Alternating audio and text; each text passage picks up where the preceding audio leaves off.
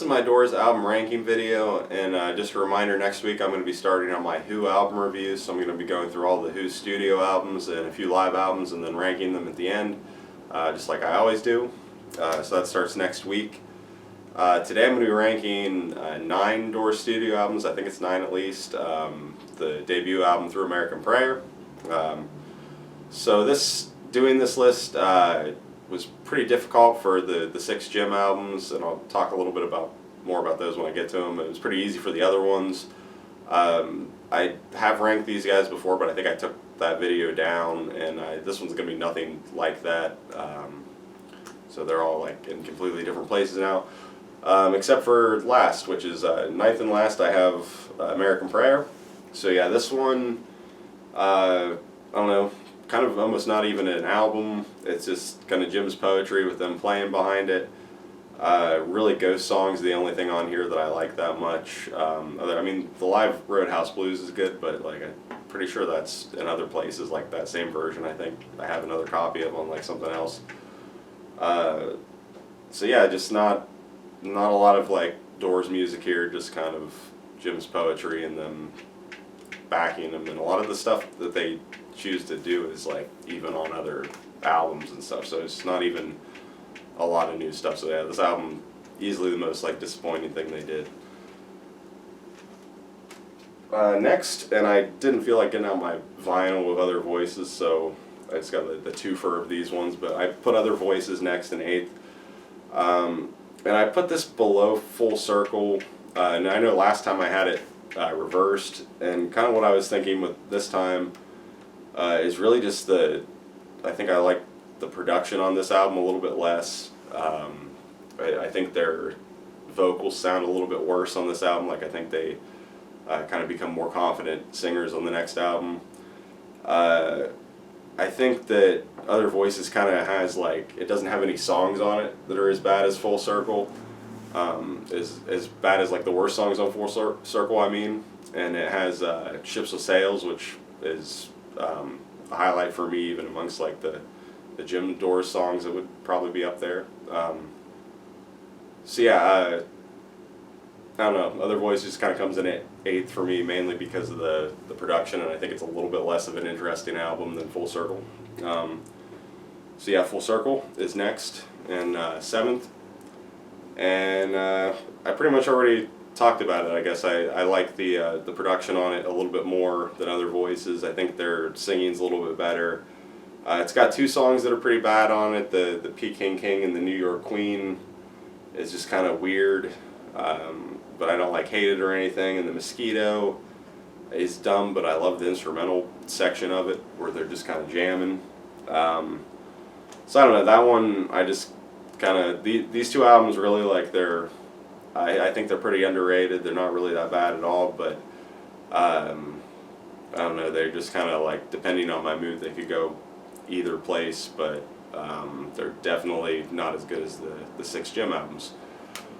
So getting into the 6 Jim albums, this was almost impossible really to choose these ones. I love all these albums. I don't really think there's any bad songs on these albums, honestly. Like I mean, like, what is it, My Wild Love off Waiting for the Sun, I would say is probably my least favorite song on any Doors album. And even that song, like, I don't really hate it or anything. Like, I wouldn't skip it if I'm listening to the whole album through. So yeah, I don't really dislike anything off any of these albums, so it was nearly impossible to choose and put them in an order. And really it kind of just came down to kind of a mix of what I would choose to listen to right now, and kind of like what I'm tired of, and kind of what's just high from nostalgia and stuff, I guess. So in last, and this was really hard to put this here, but 6th I have LA Woman. I don't know, because it's a great album. I think really I put it here mainly because I'm kind of tired of it. I listened to this a ton when I was younger. LA Woman was my favorite Doors song for a long time, so just off of that I put it on all the time. And like I said, I love pretty much all the songs on here. Yeah, I don't have anything bad to say about it, but something had to come last. and I think that, I don't know, I would say I'm not as crazy about the production of this album and how it doesn't have like, it's just like the more stripped back, relaxed stuff. I mean, I do appreciate it for what it is, and like I'm glad that they did this album like that. But at the same time, I think like compared to the other stuff, I like stuff that has a little bit more of a full production. So then in fifth, I have the debut album.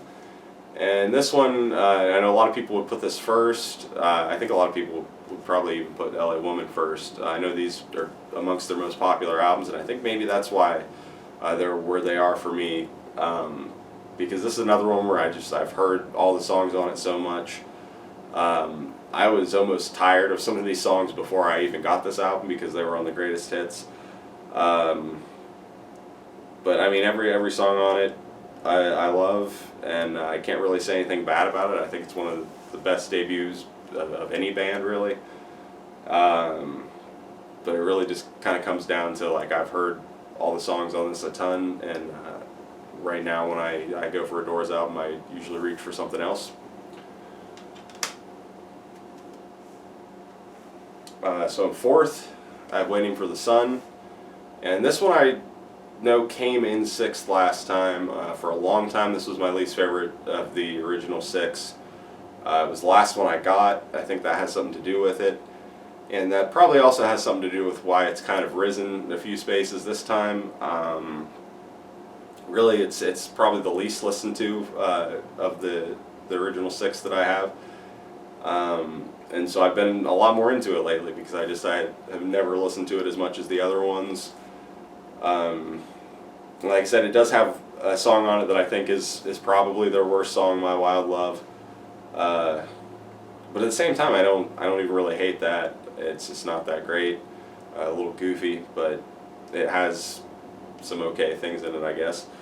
But yeah, I mean, everything else on here I really love. I think it's a strange album for them. It's kind of gets a little like happier sounding after the first two albums have just like really dark atmosphere all the way through. This one has a little bit more like poppy stuff, but then it still has some dark stuff on it. Really, I mean, Not to Touch the Earth I think is almost darker than anything off the first two albums. But yeah, I don't know. Waiting for the Sun definitely gone up in the ranking and for me, and probably the one I'm most likely to put on right now, even though I wouldn't put it like higher than this in the ranking, I don't think. Because I think My Wild Love still does like hold this one back a little bit, but the reason it's kind of overtaken the other two is just that it's got a lot of stuff on it that I would rather listen to than some of the hits off those albums. And third, I have Morrison Hotel, and this one, I don't know, this was the one I was the most like unsure about, I feel like, in all the ranking. I've always really loved this album. It was for a while probably my favorite Doors album. And I don't know, like looking at it in the track listing and stuff now, it's almost like, why didn't I put this number one? But at the same time, the one that is number one, like I know why that's there. So yeah, I don't know, this album I really love, but like every Doors album pretty much. Yeah, I don't know, I don't have a lot to say about this one, but Morrison Hotel third. Number two, I have what was number one last time, Strange Days. And this one, second to last Doors album I got.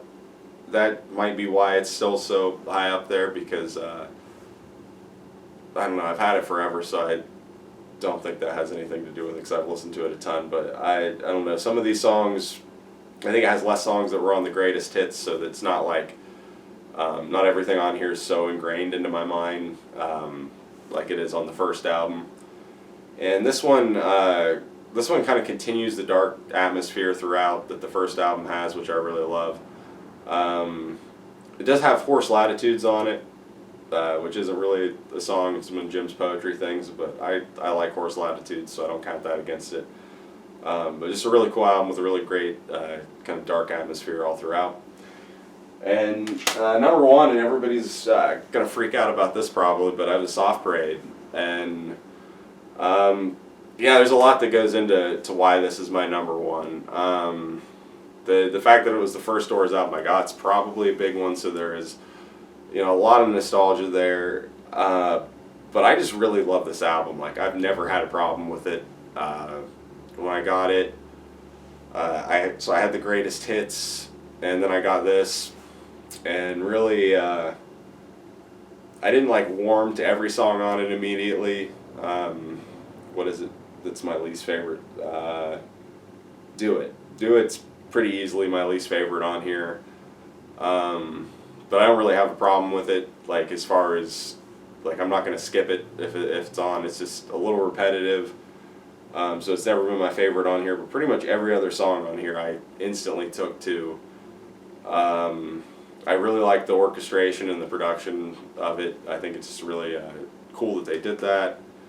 I almost wish that they had been able to experiment more with different sounds and stuff like this. Yeah, I don't know. I get why this is their least popular album to a lot of people. I'm not like really questioning that. Like I cannot completely understand that. But for me, I love the experimentation of it. I love all the songs. I don't know. It's just a really cool album, and like almost any time I reach for a Doors album, this is the one that like pops into my mind first. I'm like, oh, the Soft Parade. So yeah, my number one is the Soft Parade.